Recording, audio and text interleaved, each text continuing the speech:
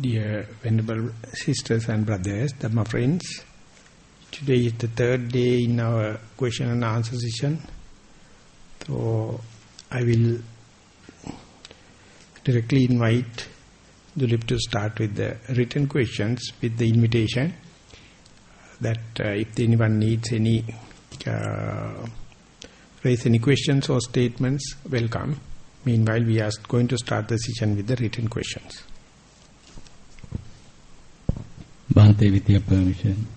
Venerable Bhante, in sitting meditation, when empty space starts appearing, should the focusing be changed to the empty space which appears darker instead of the breath?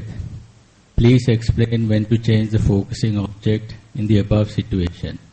Please explain with metta. So this is a kind of a little confusion.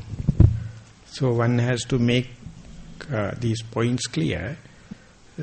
Some people experience the empty space or lack of objects or lack of signs after the fading off of the in-breath and out-breath. So under such circumstances, you have no options. Whenever you reach this empty space, no other objects.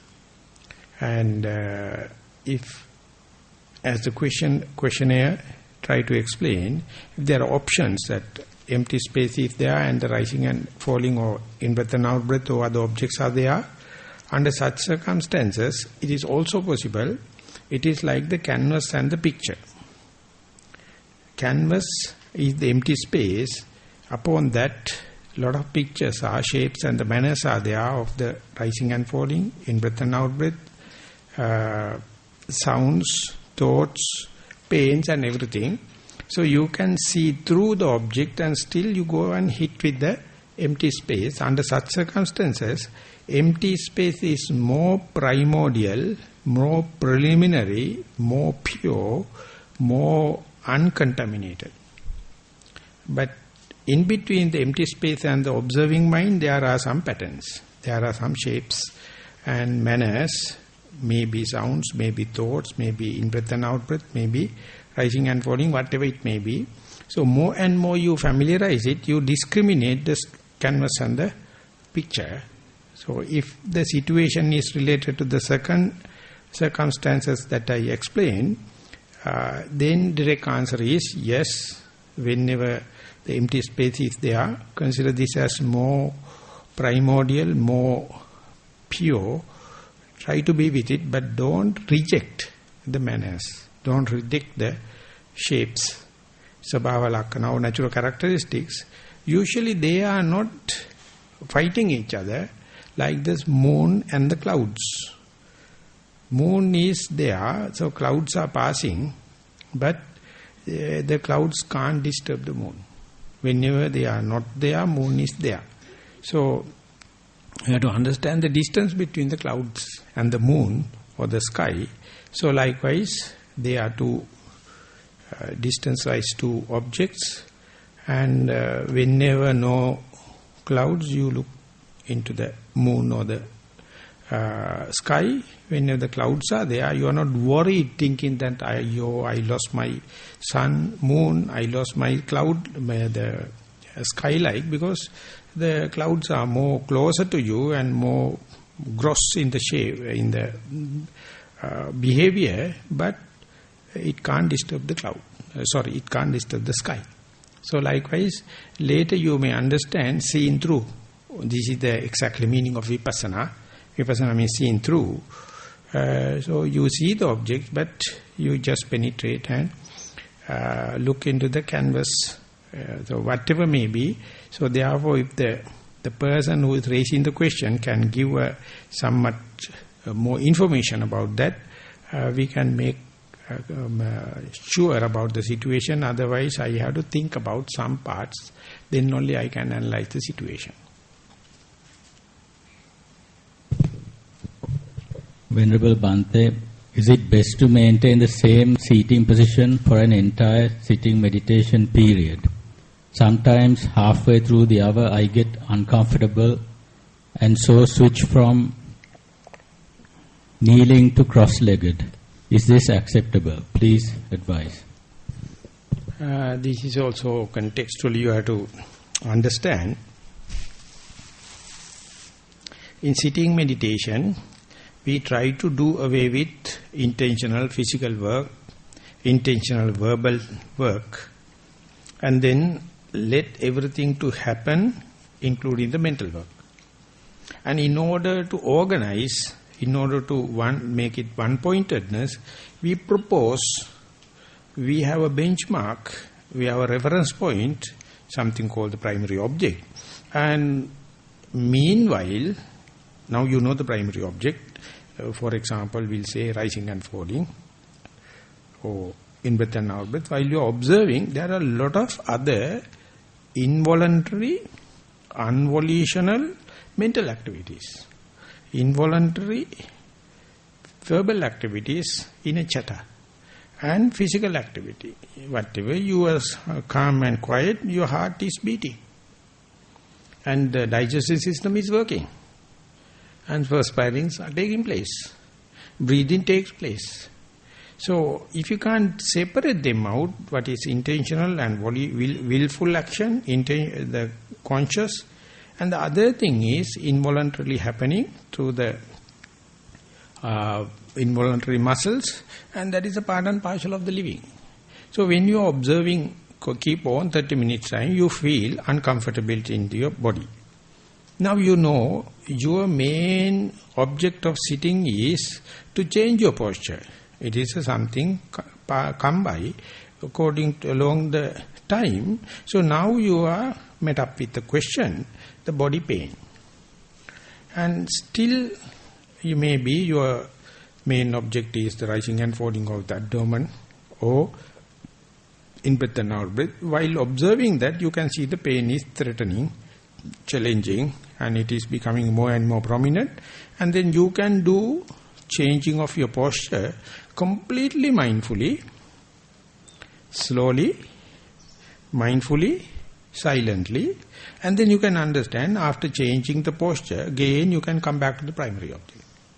That means your object of meditation is changing, by the trend of mindfulness is not disturbed. It is continuous. If you understand the situation, then I ask a question, whether the mindfulness is maintaining with only one object and continuous, or mindfulness is changing the object and still continuous, which mindfulness is better? With the uniform single object or number of objects?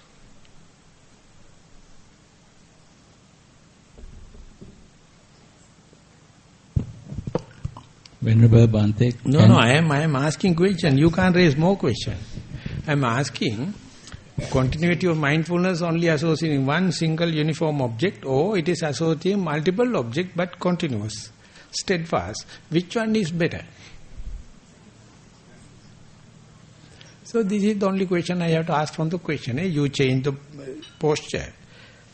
Of course it is happening halfway, and you conscious decision to change it slowly, mindfully, silently, and you are still careful to come back after the releasing your tension, the pain, you come back to the primary object. In that case, you have to take care about the continuity of the mindfulness. That's the steadfastness of the mindfulness, and definitely it is being somewhat disturbed due to the change of the object. But that is more radical, that is more colorful, that is more eventful. So this is how we are diversifying the mindfulness. This is how we introduce the sampajanya into the mindfulness. Sati, sampajanya, or mindfulness with clear comprehension. So clear comprehension is taking care about the changing of postures. From one posture to the other, it is called posture junctions. Posture junction is a special exercise, a special challenge, more than in a single object continuity. You have different changes from one object to the other, one posture to the other, but still in the junctions, you are very sharp, very vigilant, very diligent, and in the junction, if you manage not to disturb the mindfulness, even though the object is changing, posture is changing, that is more appreciable or praiseworthy, and that is, I put into my jargon, is the diversification of the mindfulness and introducing sampajanya, the clear comprehension. So therefore, this is the way your mindfulness is growing, putting up branches, flowers, fruits, and kind of thing. But the only thing is, in the posture junction, SMS, slowly, mindfully, silently. So that the distractions or jerks will be minimal. And that is the exactly thing you are using in your day-to-day activities. The exactly thing you do in walking meditation. While you are observing the right leg, left leg also working. And where to keep the priority? When you are raising the left leg, right leg is gaining. When you are raising the right leg, left leg is gaining. So where to find the priority? What is the line, the critical path? No way. So you have to puri pachasanyi. While observing this, you sometimes come to know, while you are gaining the weight on the left heel, right leg is lifting. And we have to keep the attention. And if you are not a mindful meditator, these things are happening very smoothly. When you become mindful only, you become tottering and laming and kind of all the things. So this is how you handle 2 objects at a time, 3 objects at a time, and they are in the different dimension, time dimension, the space dimension.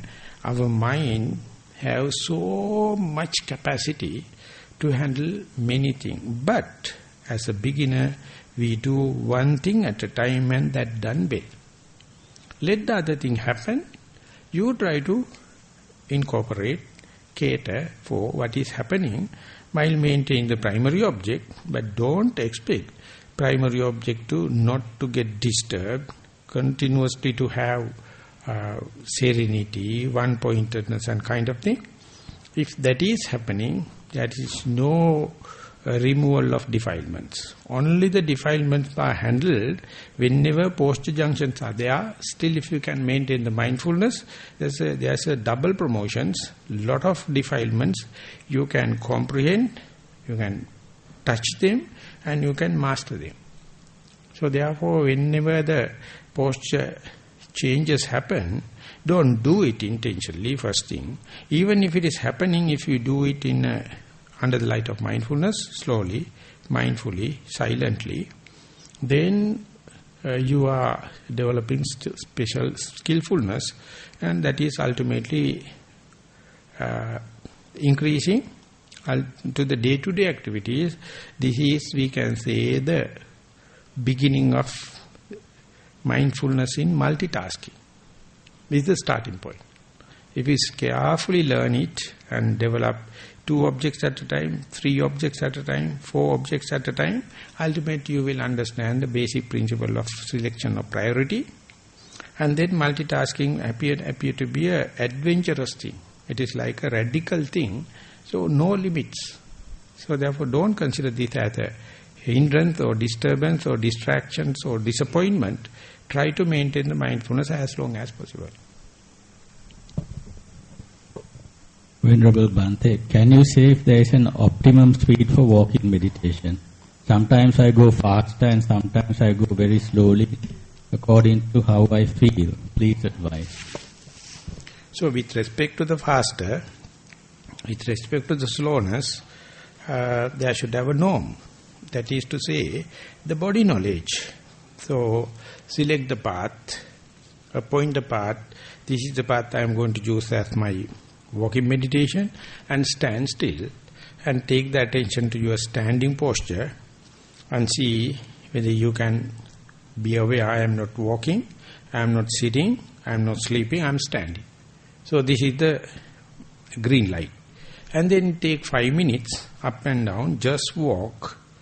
Let the body to select the normal speed.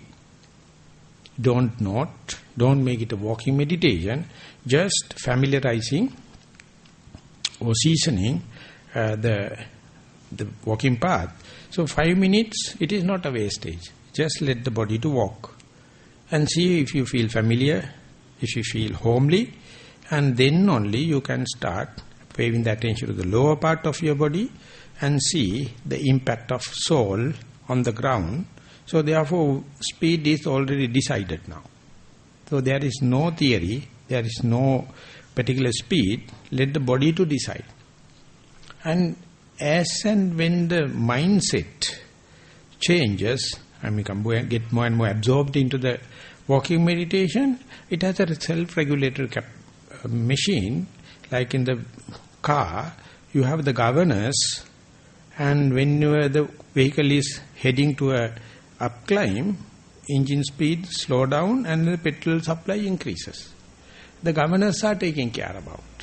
There are internal systems working. So you are just observing, my machine is better than the best vehicle, automobile vehicle, because this is more refined, and see how these things are happening. Don't get consciously involved in it, because this is normal day-to-day activities. So therefore, 5 or 10 minutes just walking and seasoning it's a very pragmatic, it's a very practical, useful few minutes. So there won't be any question. What is the optimal speed? What is the maximum? What is the minimum? Let the body to decide.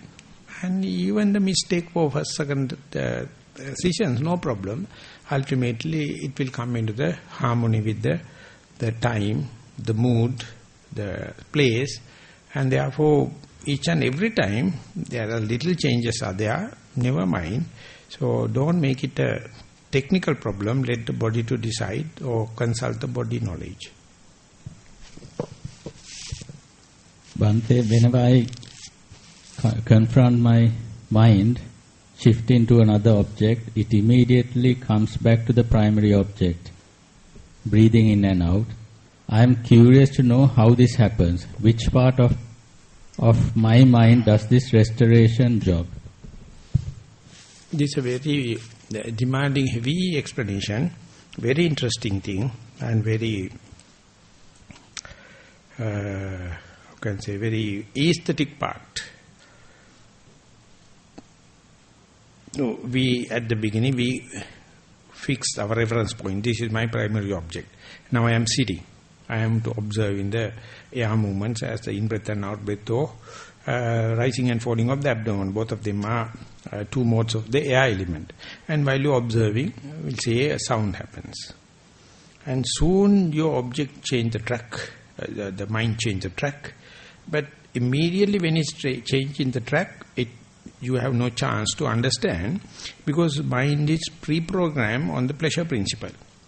So while you are keeping on the in-breath and out-breath, they slowly that become boring, that become monotonous, that become fearful, that become tasteless, eventless, and anything coming out appear very dramatic, very eventful.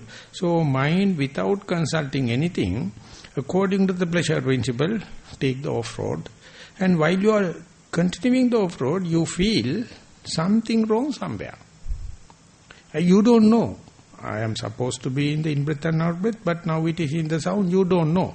But the mind is now entertaining, they take delight in the sound and continues, and there's a kind of sixth sense, tell something wrong somewhere.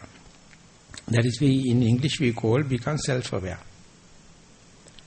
Moment that you become self-aware, if you are an experienced yogi, and the second most important thing is, if you know how to report, you will say, mind naturally come back to the primary object, and that you find as a gift. That you find as endowment, because you have practiced so much. When and where you see something wrong, it comes back to the primary object. So now you have two reasons, two modes. One thing is going off wrong side, and is something to be upset, something to be depressed, something to be regret. But at a point it is coming back to the primary object. It is hilarious. It is very electric. It's a very, very happy thing. So out of these two, which one you are going to entertain? I am very happy if that question is answering, when to see that mind is going off, something to be upset. When to report that whenever I come to know it is coming back, is something to throw a party.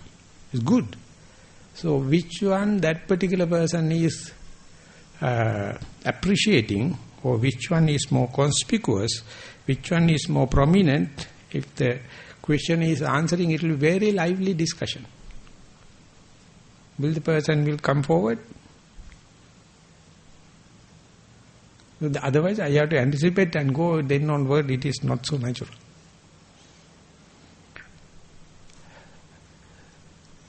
So the Buddha says, Sache uppajjati kodhang ratang bhantang vadharaye. Soang sarating brumi rasmik gaho itro jana. It's a very common example, he says. Buddha says, when you are driving a chariot, some or the other, it is gone off the road. And then, if the person, the charioteer, knows how to bring the power of the vehicle from off-road to the road, I call he a skillful driver. But anyone complaining about that, about the road and the horse and all the kind of make a fuss, he is just holding the reins, but I never called him as a driver. So therefore, when you are walking, there are a lot of that kind of offshoots, running up and down. So if you know how to weigh back, you are already enlightened. You are already enlightened. Only you don't know. But if you are talking about why vehicle is gone off and horses are unruly, road is bad and make fuss, you are already in hell. Nothing to worry. There are nothing to cite and say, please go to the gate number 31 and you will go to the hell. Nothing to worry. You are already in hell. So that is why the Buddha says, when something goes wrong, if you know the way back, that is the true man. That is the nobleness of Dhamma. Appreciate only that. Be glad on that. That is the maximum idea of loving kindness, friendliness. The world is so beautiful, but our whole literature is talking about something. Whenever something goes wrong, we are talking exaggerated way when the thing goes wrong. It's a muck. It's bullshit. Our whole literature is that. But if person can explain how it come back, it's the biggest literature and the best essays in the world. So therefore don't talk. Don't mention even how it is going wrong. But tell again and again proudly and happily how you corrected it. And ultimately you may find the correction, the corrected version is not you. It is something happening. You are only appreciating it. You are only sharing with others, other true people. This is the way it went wrong. And this is the point I came to know that I am gone wrong so much. And then know that this was the recovery. And when you are explaining, the listener become quite vital energies, good vibrations, the way you explain, and you also become hilarious, electric, and that become Dhamma. That's the whole literature of what the Buddha mentioned. Going away can happen any time. It is not according to anyone's agenda. But your true nature is how to find a way back. And it is already happened whenever you are about to implement it. It is happening because early mistakes. Through your early mistakes, there's a kind of a sixth sense starts and say, something wrong somewhere. Immediately they come into understanding, you are back. Krishnamurti put it in a very, yet in another dramatic way. He says, when you are walking in a dusk, there's a small serpent being under a leaf and only the head is out. So you are in a rushing and you are about to thrash it, about to put the leg upon that leaf, and one split second before you suspect the projection may be a head of a serpent. And you know if it is touch it, immediately it will bite you. So therefore, if you are lucky to see the serpent and recognize one thought minute before, he is asking should you need any knowledge where to run, right side or left side, or go, take the left leg or right leg? Nothing. The body knowledge knows. Soon it recognizes this is a serpent. I am on the way to thrash it. The withdrawal and running away, it is already we are endowed with. You have nothing to be proud of. You are lucky, your skillfulness is you manage to see one split second before. Then the balance is already happened. So therefore your whole mindfulness is to understand or comprehend or size the mistake. Moment you size the mistake, recovery is an endowment. It's a gift. You can't claim it, but only you can appreciate it. You can share with another person. This is humanity. This is what we have to share with our children, our subordinates, parents, everyone. But see our literature always negative, always critical. So better not to heed, better not to listen to it, just listen the positive way, recovering way. So this is the difference between the literature of the Buddha as well as the other whole muck, so-called the literature. So the moment you see it is always productive, constructive, it's also critical. All the time there is a way out. You will never see it if you get frightened, if you are self-critical, find fault with others, assuming soul and kind of thing. You will never see the easy path back home. So therefore the Zen masters, this is, wherever you may be, you are on the way you back. On the way you are back home. That moment you understand, you are enlightened. Moment you understand that principle, you are enlightened. You know, system will do. You need only the vigilance. Once you touch the serpent, no excuse. Finished. If you are lucky enough, or vigilant enough, diligent enough, mindful enough, just before touching, to understand, comprehend it, the return mechanism is already inbuilt. So in that sense, our human nature, we never explore, we never use in full, because we are always finding fault with others, finding fault with what happened. It is destructive. It is eroding your whole energy. The Buddha says, Nabi vadati, najjosatittati, nabi nandati. The path going wrong, don't talk, don't appreciate it, don't entertain it. The path coming back, share with others, see intrinsic nature of the Dhamma, the human nature, and that is the only part you have to talk. And that is the only part you miss in political talks. That's the only part you find in the economical talks. That's the only part you find lacking in the social talks. Because they have bad agendas. The Buddha have no agenda. He says, you are already enlightened, you don't know. Only see the positive side. Only see the good spots, love spots. There's something to be glad. And then onward, there's so much thing you can share with others.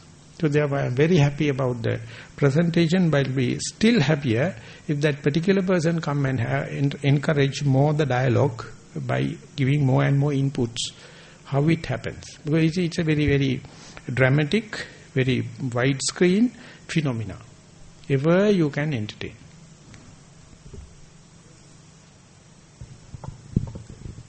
Venerable Bhante, in sitting and walking meditations, sometimes my thoughts can be in parallel with my observations of breath or foot movement. It is as if the thoughts are just beside my mind. Sometimes I note it as a thought, it will go away. Sometimes I don't do anything. The thought will become more dominant than my observation and my mind got pulled in the thoughts for some time until I realize and then note it as a thought. Then it will go away again. Sometimes I feel there is a shadow behind my mind. I don't know what it is, but I try to be aware of it until it goes away. When I had thoughts, they are often the same fearful and painful events that happened in the past. Although I don't have any feelings towards thoughts during my meditation, it is still the indication. I haven't let go. I am quite confused about this. Please advise. So in my sitting meditation, I feel my breath push my head down. I feel my out breath push my head down, and the in breath push my head up. I think I kept nodding my head continuously at that time. And suddenly I had the imagination of a kettle. I touched the kettle and it is so hot that I opened my eyes and jumped. I looked around, there is no kettle. Everyone is doing their sitting meditation. Why is it so? In another sitting session, I experienced gross breath to subtle breath to no breath. While there was no breath, my eyes started to twitch. Blink very fast while the eyes are closed. At the same time, many images appeared. Then in between blinking, the subtle breath appeared again. That's all. The early part is the worst case, because never mentioning whether it is sitting meditation or what is the primary object. It's only mention about the wandering thoughts and different shades of thoughts. But second part is sitting meditation, give little light on the primary object. This is in-breath, this is out-breath, and how it is continuing. And the third part still make it more natural. So therefore, if the particular person can read or write the first part with primary object, then the picture will be complete. That is to say, while I am observing the primary object, in-breath or out-breath, the mind wanders off. The thought is powerful, or in-breath and out-breath is powerful. Sometimes it's carried away by the thought, or sometimes I am with the primary object. Like, if you, the practical utility value of the primary object is, get a reference point with respect to the thoughts, with respect to the sounds, with respect to the pain. So if you're only talking about the mistakes, the round thoughts and pain, without concern, without mentioning about the primary object, then it is just a cock and bull story. It is not a real report. To make it a report, you have to have a comparison. When you are comparing, you can say at a time, my mind is with in-breath and out-breath, I am very aware, but the thoughts are there. They are called background thoughts, or inner thoughts, or untrained thoughts. Sometimes these background thoughts become prominent, they become trained thoughts or chain thoughts, then the content of the thought happens. Then they come to the foreground. That means primary object is rejected. And likewise you can analyze it and see how these two are weighing each other. But if you are only talking about the thoughts, the picture is not clear. So when I was in Panditarama, one day, one person mentioned, just like the early part, he said, Bhante, when I am meditating, I feel background thoughts. They are not connecting each other. They don't carry any kind of a meaning. But while observing the in-breath and out-breath, of course, over there we are doing rising and falling, I feel these inner thoughts, but all of a sudden I found inner thoughts come and take the foreground, and rising and falling, slowly fading off. What can I do? And how can you explain? The translator translated, and I do the background thought, foreground thought. I don't understand it. I don't think it is something to explain or something like that. And then I asked the person. He again explained. And Thero took notes, gave 1 hour explanation. It is such a clarity. There was one person coming from Singapore, he wrote it and published in the Panditarama website. Now you can go there and you can get the thing done. He explained, this is your primary object, always background thoughts are there. Always inner thoughts are there. And at the beginning you don't know, because you are so engaged with the primary object. More and more you familiarize the primary object, within bracket, primary object become bored, primary object become monotonous, primary object become lost, and then these things become more and more appealing, and all of a sudden you see, primary objects gone behind, and thoughts are taking place. Now you can see trains, now you can see chains, now you can see the meaning of the primary object, the thoughts, and then you can see primary object is Tingaraya sheet, still there, and then what to do? Now I am full of thoughts and full of engagement with the carried away by the, taken for a ride. And then the way the Sayadaw explain it, it says, even the Buddha carries inner thoughts. Only the difference is, he never complained. The moment you stop complaining over the primary of the thoughts, you become Buddha. Instead what you do is, you explain, my primary object is stronger than thoughts or lenient, very faded off than thoughts. So I tried even then to keep with the primary object, my stream of my consciousness is taken away by the thoughts, but later I again took back to the primary object. Like whenever you explain your situation with respect to the primary object, keeping that as a theme, no one can disturb you. Your mindfulness is so steadfast. And exactly the same way inner thoughts are happening, who cares? You never talk about. You are not worrying about. By simple not worrying and taking the primary object, even if it is interesting or bored or whatever may be, by giving that proper priority, selection priority, primary object indicates how profound your power of mindfulness is. See, it is ever threatening, but you never give any chance, never ask how are you and come in and know nothing. You are dealing with the primary object. And at a time, the strength of the inner thoughts go up and down. Strength of the primary object goes up and down because you are boredom toward the primary object. More and more you are using it as a pivotal value, practical value, it is something valuable. But there is no threat, then the primary object becomes faded off, boring, monotonous, fearful. Then the thought comes, pain comes. So you have to explain it in a responsible way and comparative way with the primary object. Then it's a balanced report, and if that is possible, if you can report up to that level, the interviews are not necessary for you.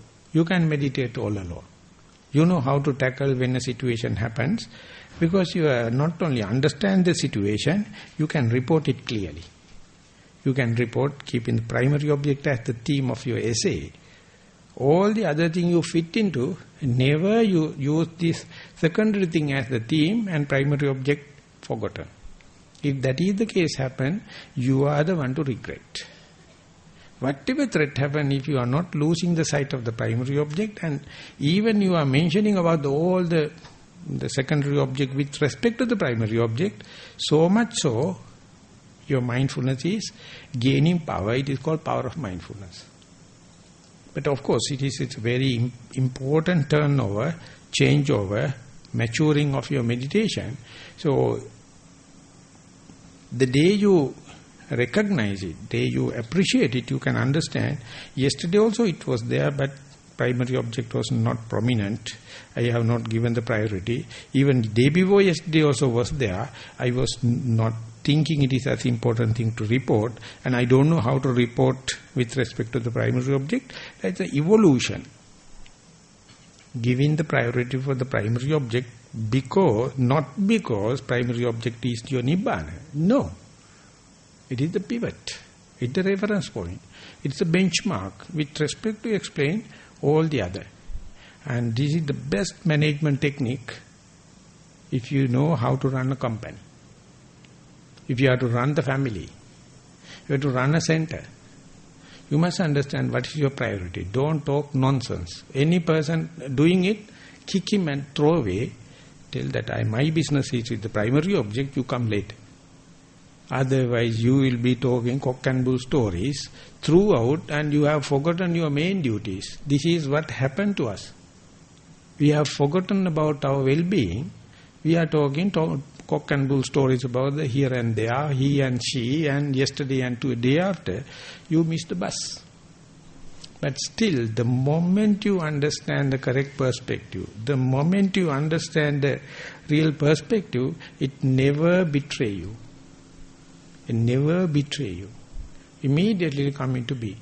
And then only the Buddha becomes shiny, Dhamma becomes shiny, and you understand your past mistakes. Through them only you refine slowly. So therefore, thoughts, sounds, pain, it's a real indicator whether your mindfulness is intact, steadfast, or diligent or vigilant. Otherwise they come and knock you. So therefore, they are also very good friends. True friends, they are doing whole service free of charge. Throughout. One day you will appreciate, due to these challenges only, I overcome them. And now I know they are there. But my mindfulness is now taking the lead. I am not going to throw them away or dismiss them. They are good acid test and indicators. Whenever mindfulness is weak, they come and overwhelm. So I have my article that the hard copy. I'll make few copies here, but don't read while you are in the retreat. I hate it. I can give the reference, so you can download and see how inner thoughts working in the mind, and it is your duty in the referential or inferential way to understand how pain is working, how sounds are working with respect to the thoughts. This essay was related to the thoughts. Dear Venerable Bhante, could you please explain the following? A. State of Samadhi. B. When a blue light nimitta occurs, how do you proceed forward towards dhyana? So if that particular person can tell one sentence about in-breath and out-breath, I will tell you whole. You can understand where this orientation is. Our whole effort is to accept the mindfulness, talking about cock and bull stories. But if the primary object is happening in sitting meditation, and with respect to what? Without all out of blue, talking about, tell me about samadhi. I am not a businessman about samadhi. My business is with mindfulness. And asking me about samadhi is misunderstand. When I am running a Chinese hotel, you come and ask for Japanese foods. I have to say sorry, but even then I am not happy. So first sentence I said in the retreat, the Satipatthana sentence, retreat. Each and every retreat, even for 3 days, at least one person try to pull whole retreat into samadhi. I never. I'm so sharp, I say, I'm sorry, we have declared object, declared theme, please fit into that, don't try to pull whole retreat into samadhi. If at all samadhi, it must be with respect to your primary object, then it is a subject matter. Otherwise, this is disorientated question. I am sorry, I am happy because the person has not given the name. Anonymity. This is a very good thing in common interview. If the person is in a private interview, they have to go for Panadol or anesthesia, because I have to hit, because it's the time. Please come along with this our common theme, otherwise we are losing time. So therefore, I respectfully am asking, anything you are talking, just give me the background. Without that, don't ask, just theory for the sake of theory, from my point of view. So sorry, I am not going to take this kind of questions. Venerable Bhante, referring to a previous answer, when someone reaches the baseline sensation level, what did you mean by, quote, make it the habitat or home, unquote? Does that mean instead of observing the breath, now the focusing has to be on the bottom line sensation? Kindly instruct with metta. So these are the new things, novelty you hit while in the meditation, gross things, gross in breath, gross out breath, you familiarize, and with the help of the growth in breath, you see the developing up to the grossness and fading off of the grossness, you see the medium kind of breath.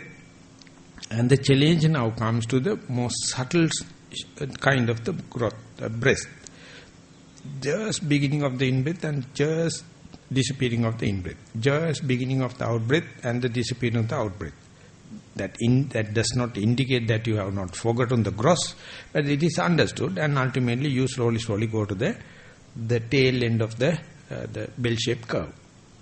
And your sensitivity goes down, and when it go to the, you can't go to the bottom line.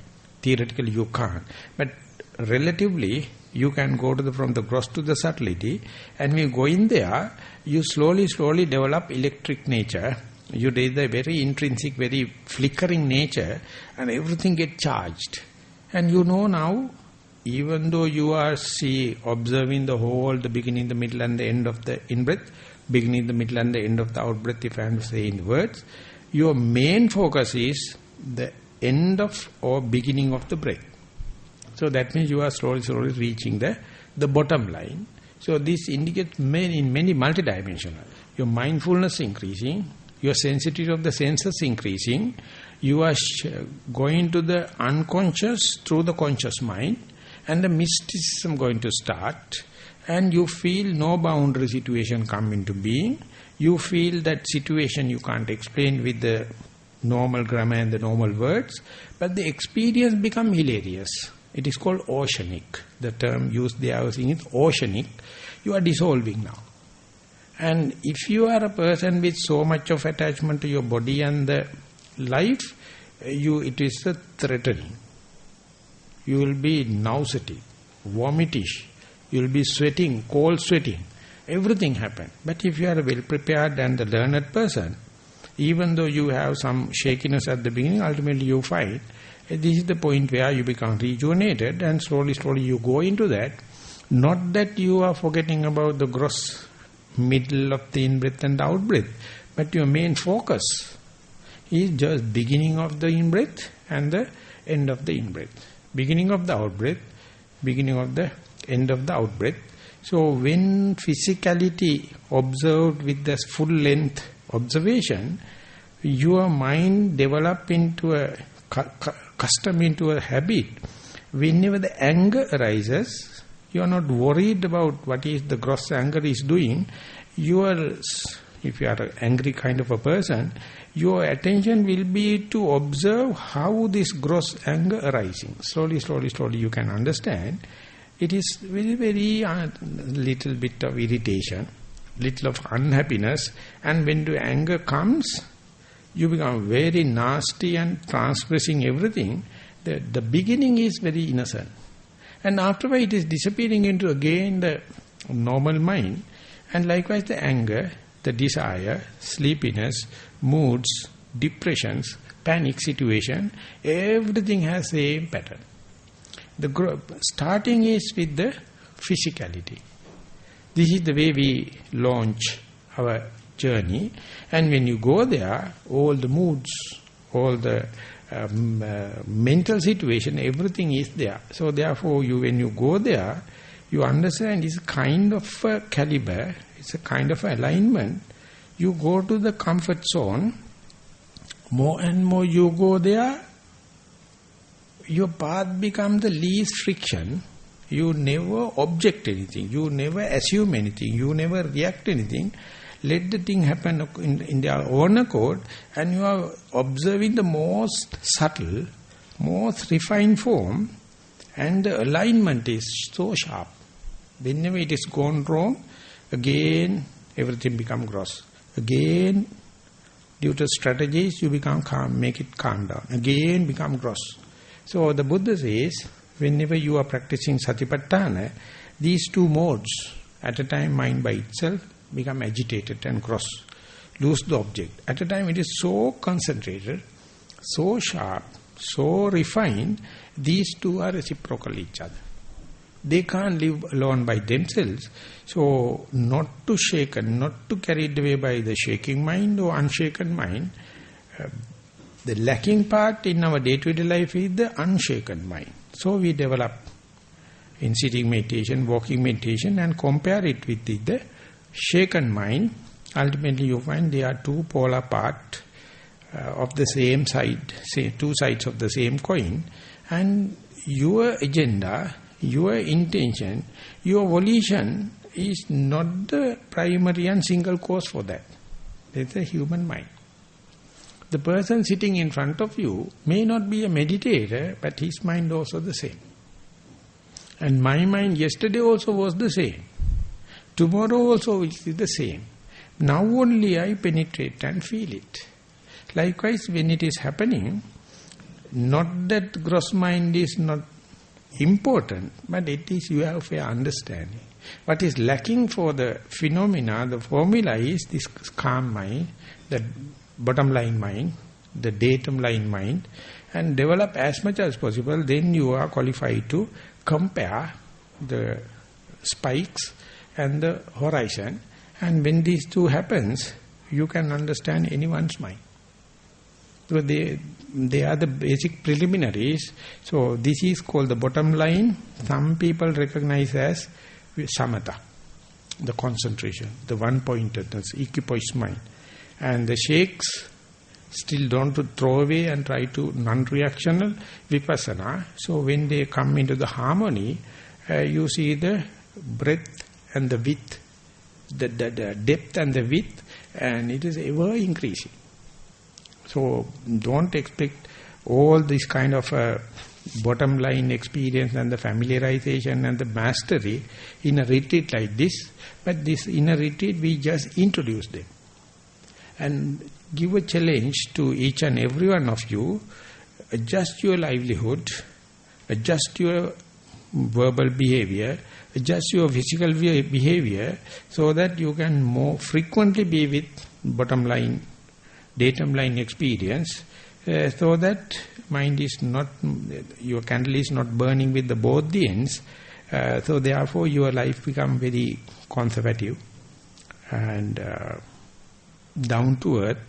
So therefore, once you understand the bottom line, to live up to that. That takes long time. How to maximize with your verbal behavior and physical behavior and my livelihood. So that responsibility falling upon your shoulder, more and more you observe this bottom line experience, you become more morally responsible person. So that is why it is being emphasized. Venerable Sir, what does one do when one goes unconscious as soon as one starts to concentrate on the breath? It's like I don't know anything till the hour finishes. I doubt very much that the mind has been alert at all. How do I stop the dullness creeping in? So that is why that dullness never come in crystal. It come in liquids. It come in vapor way. So at the beginning, as soon as the dullness creep in, you have to understand. Because dullness is not the something materiality. You have to understand what is the relationship with your materiality, the in-breath and out-breath. Soon they come in line with the boredom happens. It happens in a perverted way. So dullness creeping. So your chance, your now meditation is not much based upon the materiality, but more and more on the immaterial thing, how the dullness creeping, how the sloth and torpor, how the slimy mind sets in, and the joke behind is the dullness, the slimy mind. Everything happens when the surrounding micro and macro climate come into the maximum. Most ideal situation happen, mind sleeps. So therefore it is been recognized as the biggest burglar in the meditative life. Whenever you become more rich, your house will be looted. So you have to keep an eye on the setting in of this dullness, boredom and monotonous, slimy mind. So therefore the preparedness is the only secret. That preparedness happen if you are a well-learned person, well-experienced person, and in the scouting also it says, be prepared. That's the first and foremost motto. That's the Buddha says, apamadena bhikkhave sampadeta, be alert, be vigilant, be diligent. Not on the breath now, but the dullness, the boredom. Because it is the biggest burglar in the meditation, and you get it when there is no sounds, when there is no mosquitoes, no toothache, no headache. Then only this or everything happen, and then you start to sleep. So it's a kind of a joke. A joke, it will become a real joke once you surpass it. Before that, it is a joke for outsiders. Others can see it. So therefore, develop the urgency. See how difficult for us to get the ideal situation. Whenever it happens, the dullness come and finish everything. So it's a kind of a challenge. Make it a challenge for you. At the beginning, of course, you have to give in. But later one day, you can see through it. It is not such a difficult thing if you have prepared mind, if you have the correct perspective.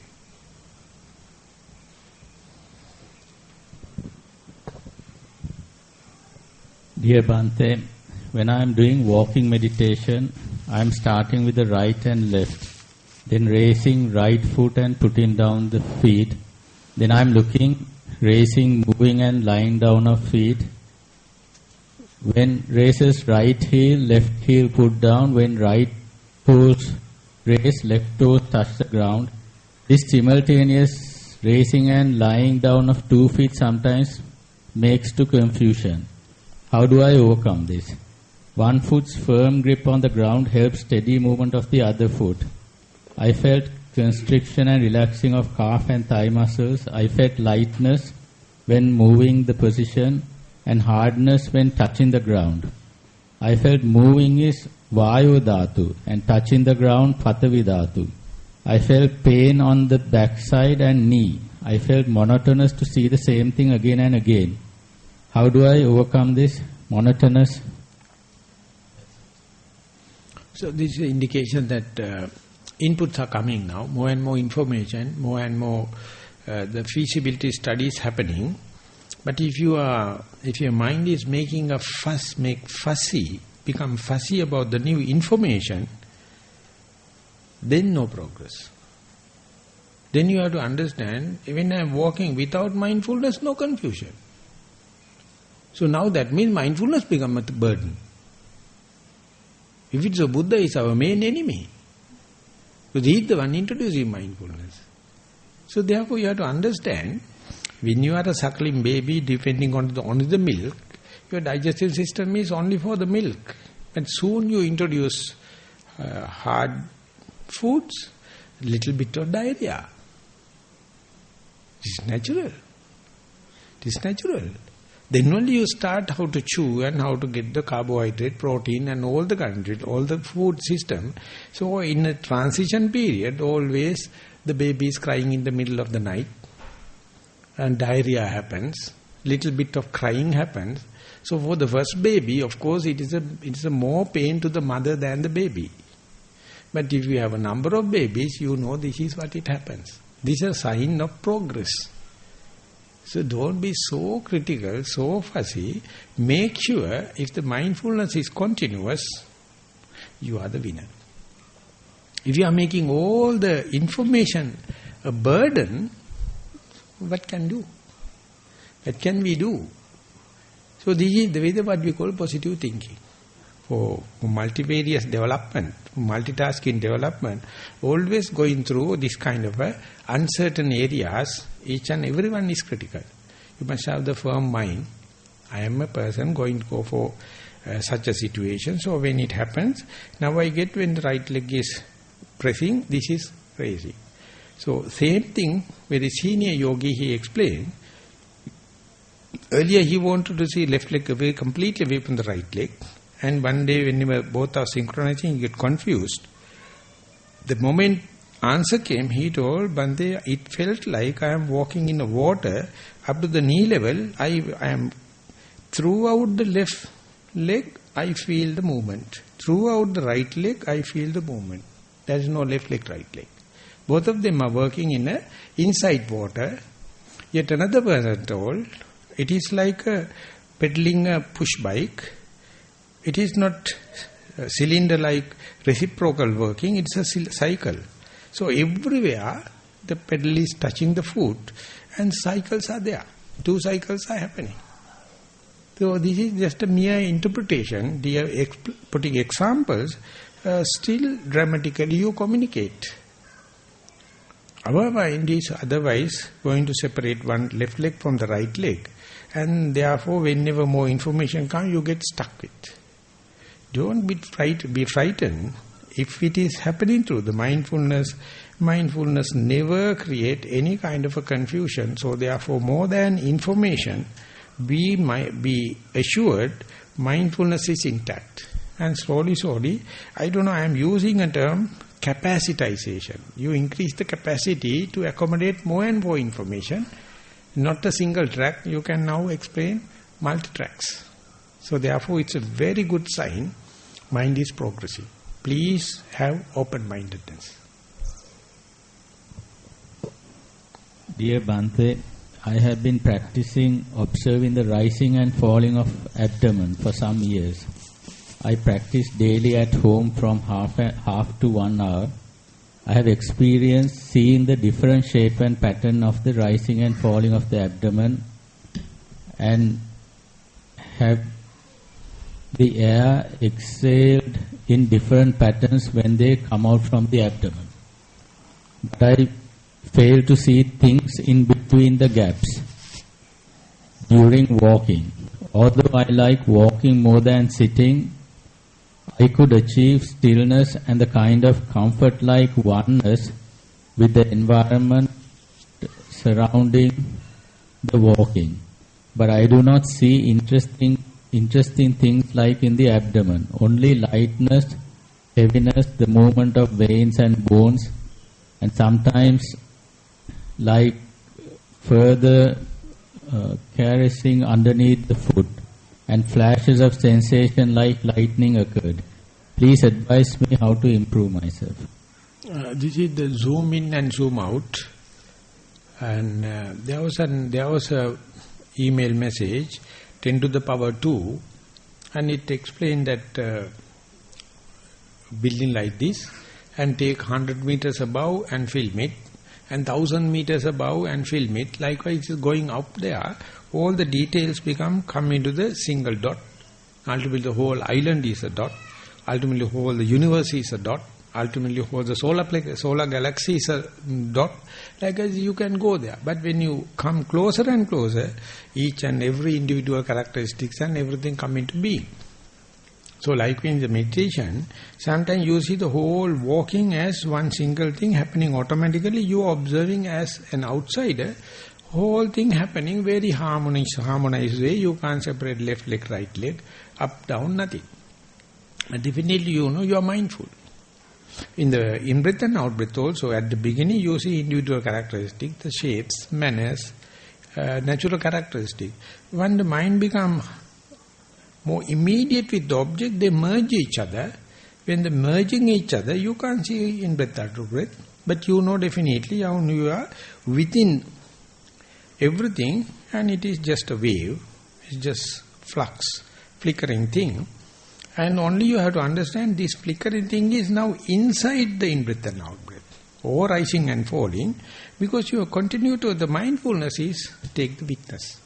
If the mindfulness is shaken, not continuous, you doubt your own experience. So let it happen 1001 times, zoom in, zoom out. So individual characteristics and the common characteristics, you may find in the communication, IT people, they are blindfold. They don't know. They are so emphasizing on the individual characteristics, they never know the common characters.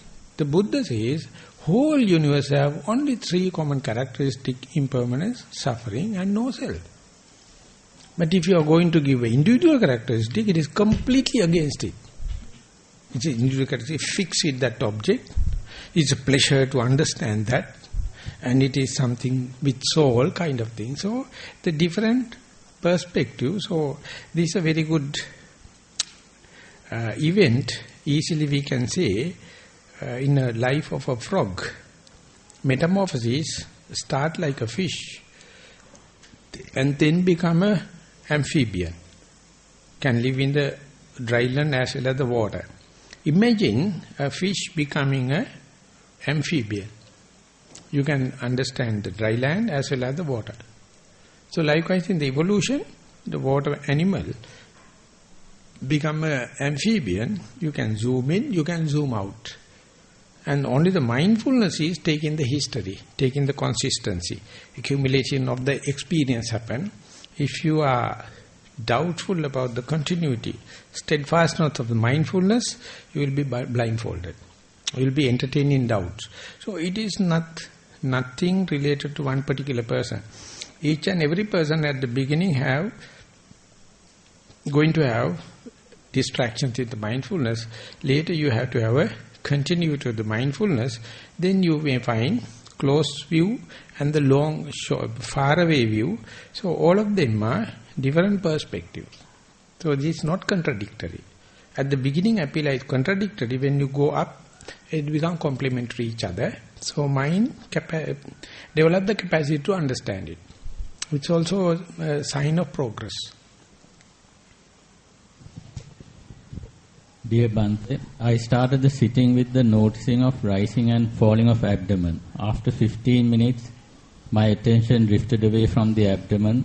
The attention was paid on the long and short of the in-breath and out-breath in the nostril and lung.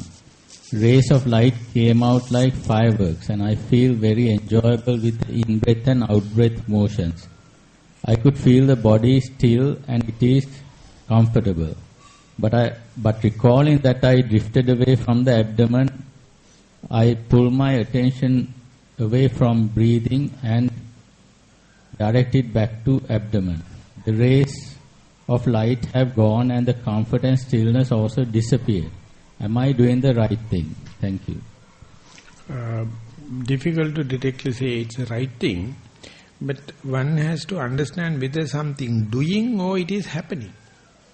Usually that can happen. If it is something happening, you are innocent. If you are doing, of course you have to regret. So therefore you have to understand, when you are making a survey, you have to have one single benchmark. Upon that only you take all the bearings, so that reinforcement of the information can possible. If you are changing the benchmark, you can't reinforce the data one upon the other. So you have to take everything in one shot. So that is why it says, select a benchmark. It must be a permanent one, such a frequent one. It must be a conspicuous one. It must be a prominent one. Based upon that, there may be a lot of other things occasionally become prominent and conspicuous, but you take it as a reference point. So that is what you call kammatthana, the working place. So therefore, if it is changing, if it is happening, you are innocent. Don't do it. Don't intentionally do it. If it is happening, if it is this thing, it is not a crime to kill you, but make a mind, a determination. I will never change it. I try to adhere to the primary object, but according to the circumstance, different objects can happen. So continue with the same object if it is possible. And changing, you have to have open mind. So this is not a big problem. More and more, today we are on the 3rd day, 4th day. So few days time, they will be sorted out. It is called matter of time. It's called matter of time. By again and doing the same thing, things will become in order. Venerable Bhante, first question is, I am still unable to focus sharply on the point of entry and exit of my breath in the area of my nostrils. In my abdomen, though, it is more defined.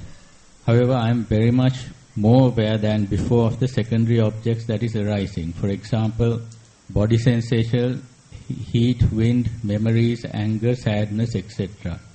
My concern is, am I slowly progressing, or am I stagnating in my progress because of the primary object, which is that of my breath, is not so well defined? Question 2, how do I improve in feeling the breath in a clear-cut way in the area of my nostrils? The first one is, if you can be seated and understand, here now I am sitting, you are already in meditation. You are already in mindfulness. Don't worry whether you define into or refine into breath or in breath and out breath. Just be happy that I am intact. Mind is at home, so you can feel the body. Here now I am sitting.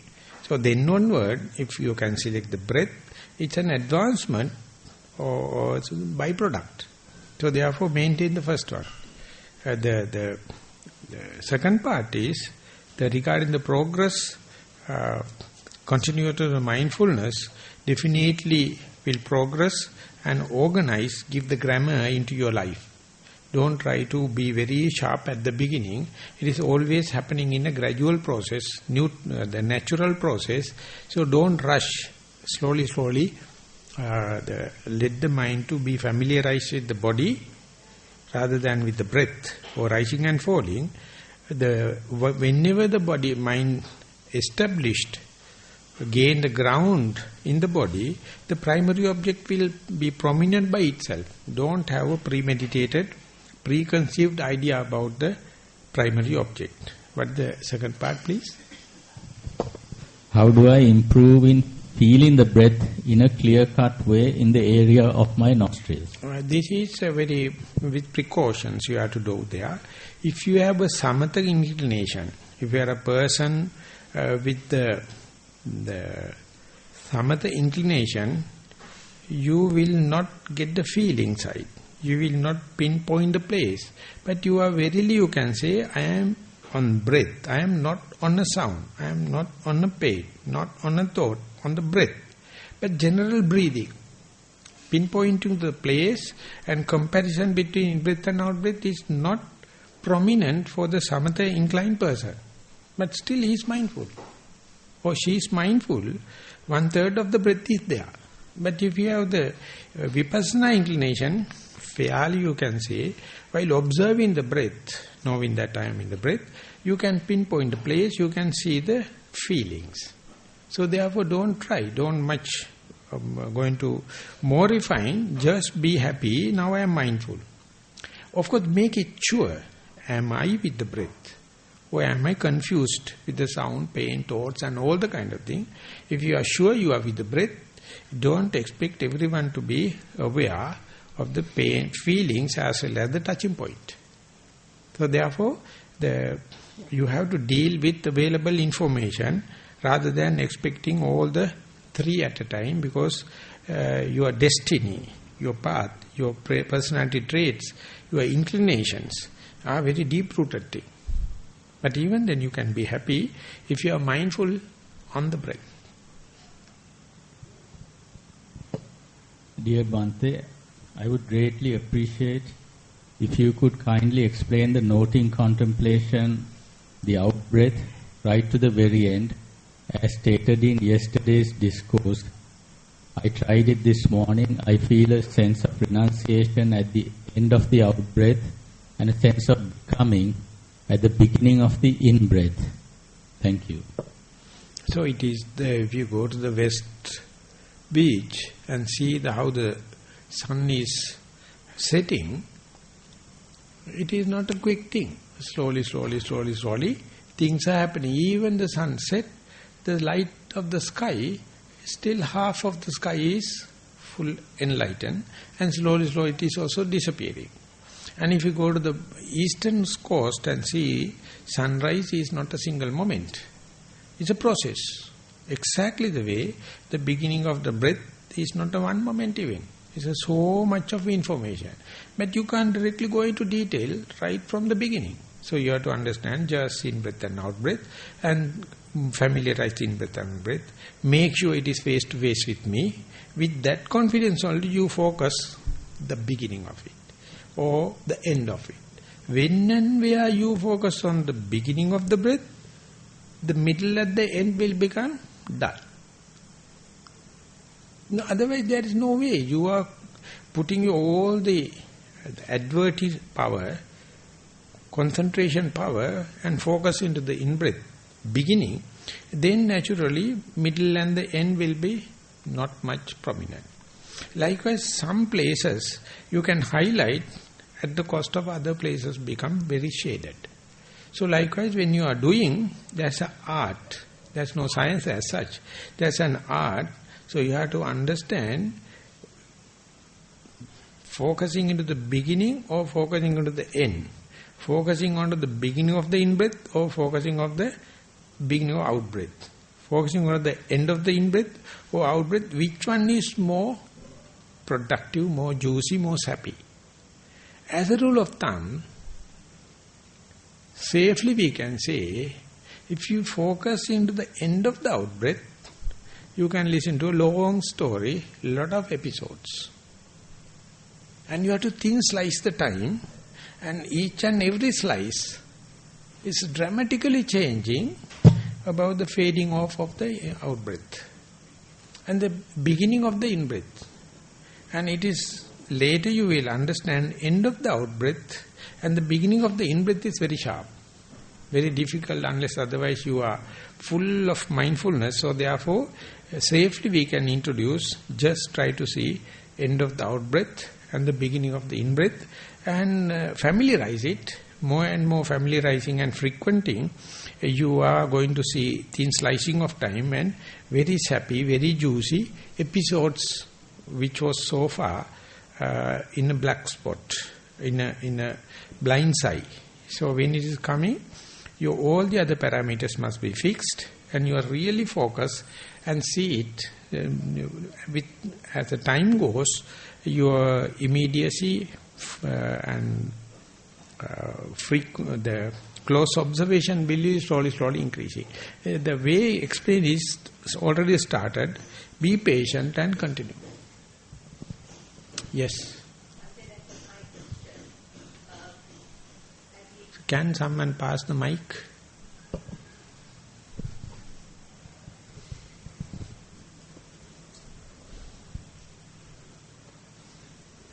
So now we have taken 20 minutes over time.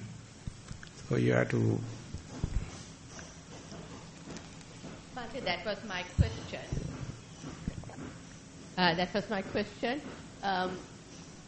When I'm exhaling, I feel I'm stepping down. It takes a lot of time. Just tap on the mic and see whether it's working. Yes. Now keep close and in the correct direction, please.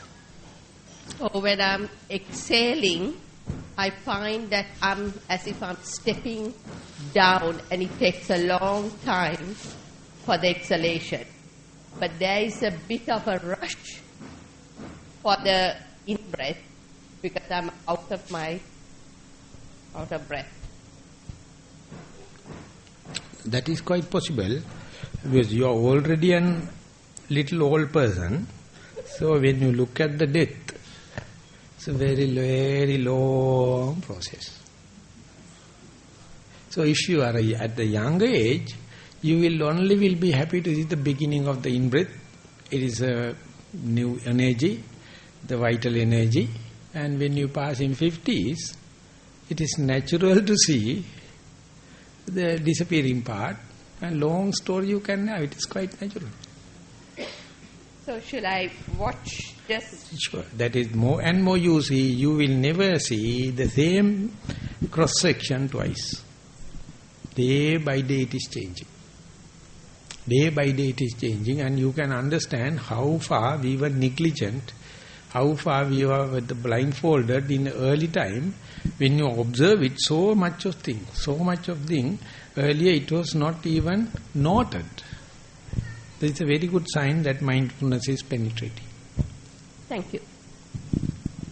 Venerable Bhante, after meditating for a few years, as I sit for meditation, what first comes to my mind is the Eightfold Path. I go through it very clearly. For some time continuously it was that, and thereafter parts of the 37 factors of enlightenment started to come up. Now this happens on a daily basis and tend to understand better and feel stronger with them.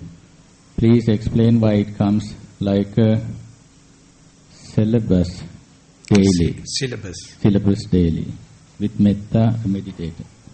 So this is the way once you try to understand theory, it is very prolific, very lucrative, very juicy, and it is making so much of projections. Just ask the mind to be here and now. It is boring. The theoretical understanding and calculations are very prolific, lucrative. So ultimately you don't know whether should I go for pleasure principle, then why not you go for the theory? Why not you contemplate and lucrative thing and kind of thing? But what you have to do is to keep here and now. And therefore the mind is cheating. They are called perversions. And often it is off the proportion. Of course you can't completely be with practical and be here and now for the whole day. But the proportion increasing, you are in the safe side. Otherwise, other party is coming and throbbing again and again. That says, the cart before the horse. No journey. This is the way theoretical knowledge can camouflage the practical side. So you have to understand, theory itself has its negative thing, but not all the time. So always try to be, as the Swami Vivekananda mentioned, tons of knowledge compared with the 1 ounce of practical knowledge. The 1 ounce is better, more valuable than tons of theoretical knowledge. Because theoretical knowledge is very domineering. You can go to a university and see how many absent-minded professors are there. And you can say 100%.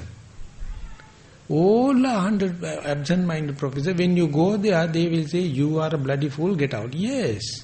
From their point of view, we are bloody fools. So therefore, just give the value for the 1 ounce of practical side. It is a hard task. It's a task. So therefore, not only that physical fighting, but mentally preparedness also must be there. Dear Venerable Bhante, could you please explain Chittanupassana, contemplation of the mind, how to practice it? Thank you. If the particular person can explain me how the Kayanupassana, then I am bound to explain. First thing first. Otherwise, here and there we can start. No journey. So therefore, practice Kayanupassana and share with me, not only with me, any person. Then for the safety's sake, as a good news, I would say Kayanupassana is naturally leading to Chittanupassana, nothing to worry. Take care about the Kayanupassana, that will take care about the whole. Venerable Bhante, what is Rupa Raga and Arupa Raga? How does Kama Raga differ from them? When Kama Raga and Patiga is eliminated, what sort of mental and biological changes occur in a human body?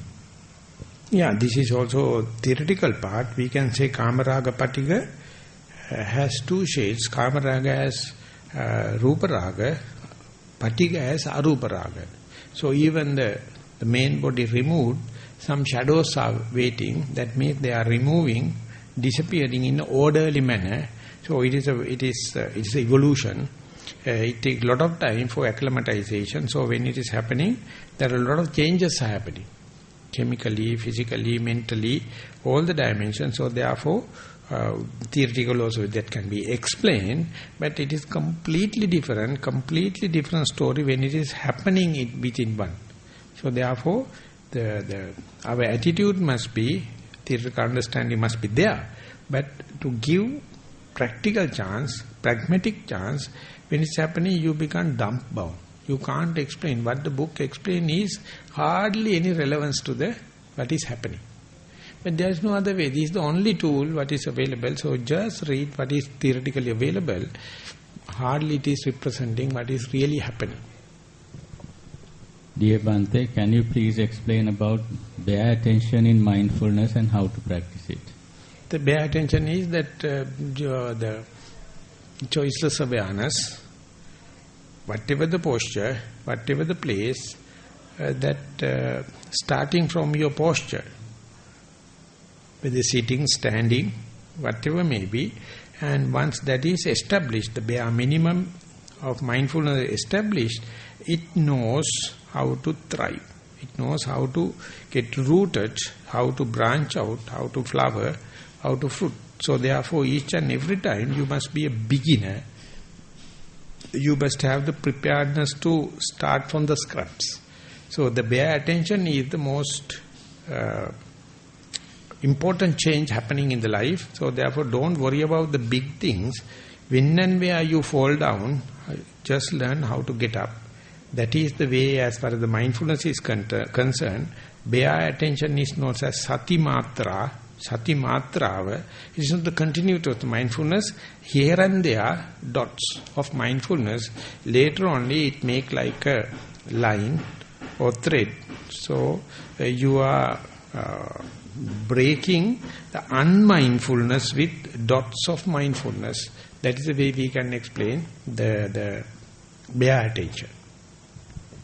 Bhante, that's all the questions. The last one looks like a poem. So you have to sing. It's called A Bit of Realization. Sensual pleasures, pain come and go, whether invited or not, it will not matter. Open a sluice gate as the water pours out. Pain, pleasure, lust and greed will gush out. If not for the breath, watch out for the in and out. You'll make a watchman shout. See how the pleasures come, see what damage is done. Hurry, my dear little ones. Latch your breath before it comes. Watch your breath. Okay, once in a way, usually we should have some aesthetic value also. So, invited, and we have taken 30 minutes extra time, but I think we have not wasted time. So, therefore, another 45 minutes we have, 30 minutes walking and a 15 minute break, and that means at 3:15 we are going to meet for a 1 hour group sitting. So with that announcement we mark the end of the third question and answer session. Thank you very much for the participation.